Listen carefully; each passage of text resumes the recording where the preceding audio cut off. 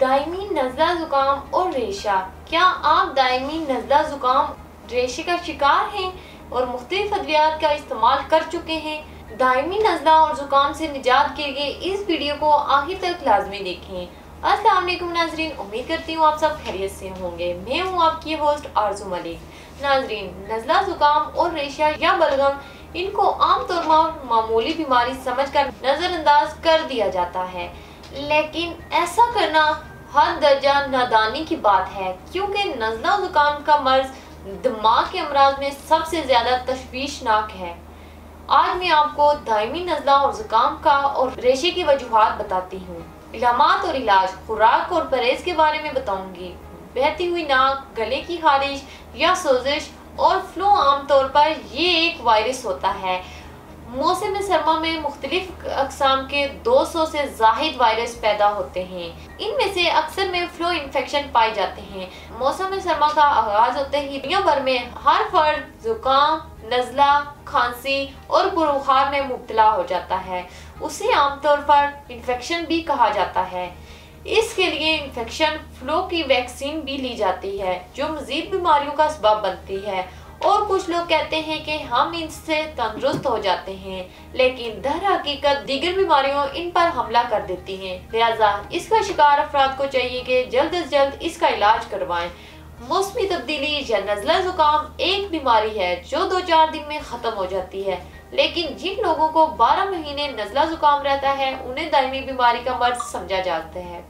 جسم میں بلغم کا زیادہ مقدار میں پیدا ہونا اخلاط میں عدم توازن کی علامت ہے، یعنی بدن میں خون کے بجائے بلغم کی افزائش زیادہ ہو رہی ہے، اور ایسا عموماً تب ہوتا ہے جب جگر کے افعال میں ضعف آ جائے۔ بعض اوقات غذائی بے ترتیبی سے بھی جسم میں بلغم بڑھنے لگتا ہے، مثلاً تمام تر چیزوں، گوبھی، دال ماش، چاول اور عربی کو بلغم پیدا کرنے والی غذا تسلیم کیا گیا ہے۔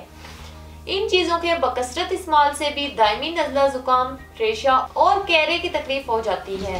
اس طرح سگریٹ نوشی، حقہ اور دوپہر کو سونے کی عادت بھی دائمی نزلہ زکام اور ریشے کا سبب بنتا ہے۔ اس بیماری میں مبتلا مریضوں کو ناک، حلق اور سینے پر ہر وقت بلغم محسوس ہوتا ہے۔ آنکھوں سے پانی بہتا ہے، چھینکیں آتی ہیں، ناک سے اکثر اوقات پتلا پانی خارج ہوتا ہے۔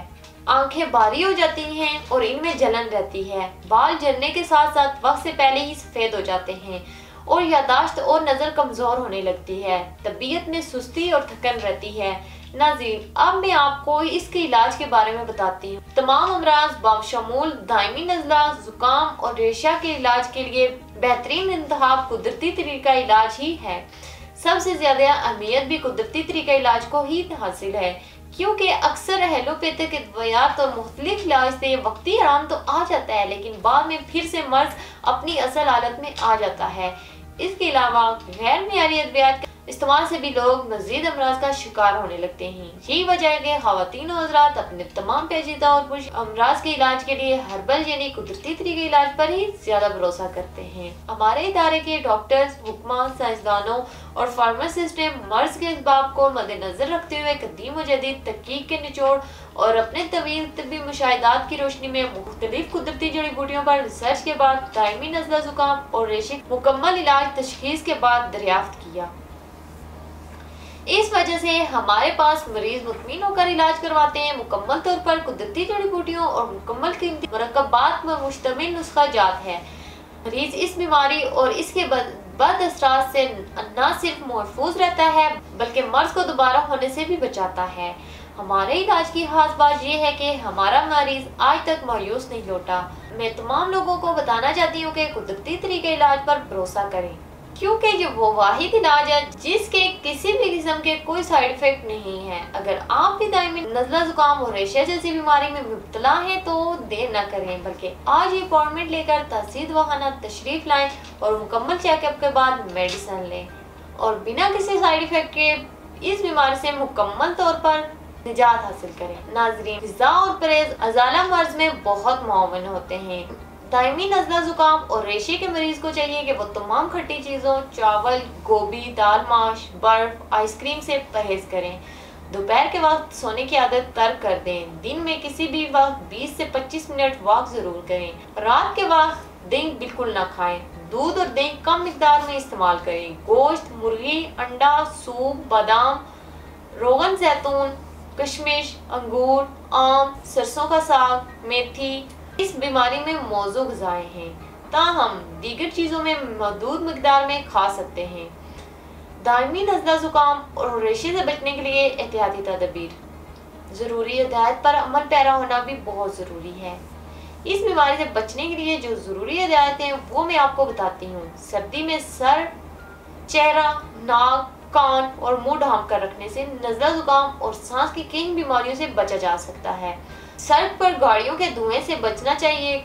कमरे की गर्म और ठंडी हवा से बचने के लिए दरवाज़ा और खिड़कियां बंद करके इनके आगे पर्दा डालना चाहिए। धुएं के निकास का इंतज़ाम ज़रूर करना चाहिए।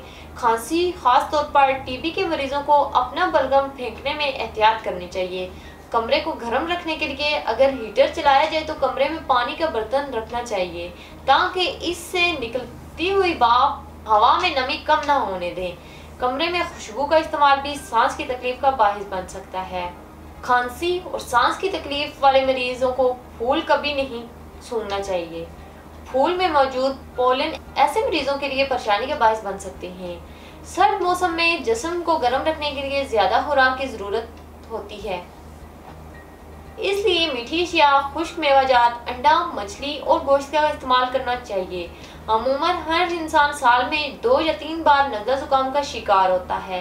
नज़ला ज़ुकाम का इलाज किया जाए तो 1 हफ्ते में ठीक हो जाता है। अगर खांसी, रेशे की शिद्दत, बुखार और जिस्म में ज़्यादा दर्द हो तो मुकम्मल चेकअप करवा कर इलाज करवाना चाहिए। ज़्यादा एंटीबॉडीज इस्तेमाल करने से गुरेज करें। मछली, भुना हुआ गोश्त, शहद, नीम गर्म कहवा फ़ायदेमंद है।